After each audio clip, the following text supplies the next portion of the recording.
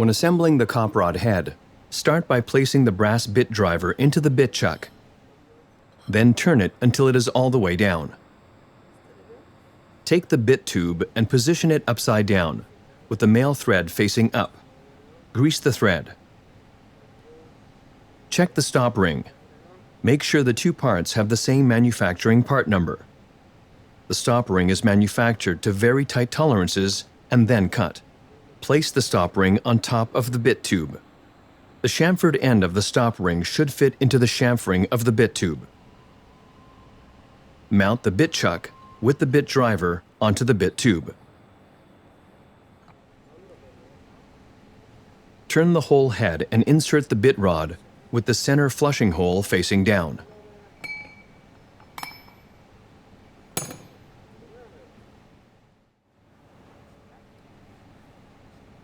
Disassembly begins by gently tilting the COPROD head so that the bit rod falls out.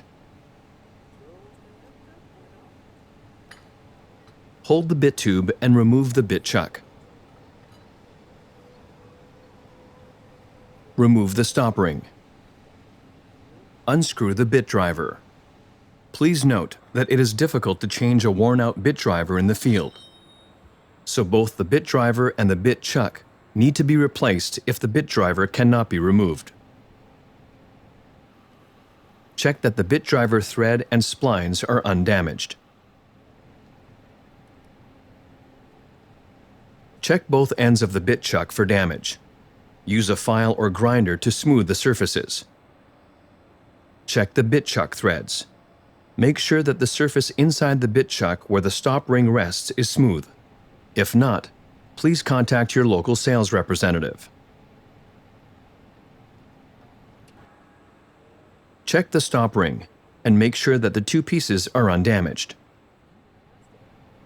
Check the bit tube threads and end surfaces. Also, check the chamfered surface of the bit tube where the stop ring is fitted.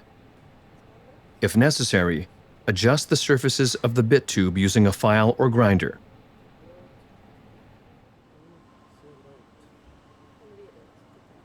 Check the bit rod ends and flushing holes. Measure the bit driver splines.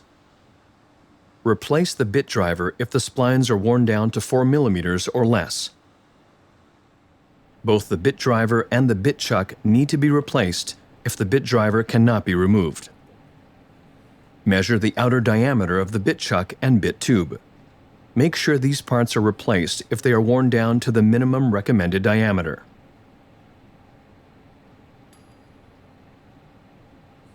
We recommend taking the opportunity to check the bit driver splines and stop ring and the diameter of the bit tube and bit chuck every time you replace the bit.